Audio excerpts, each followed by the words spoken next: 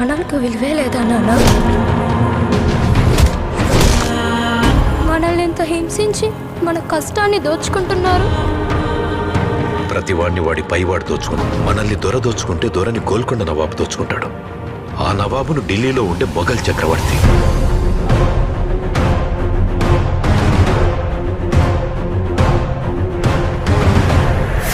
మన పైనున్న ఈ దొంగలందరినీ దోచుకోవడానికి ఆ భగవంతుడు ఖచ్చితంగా ఒకరిని పంపిస్తాడు.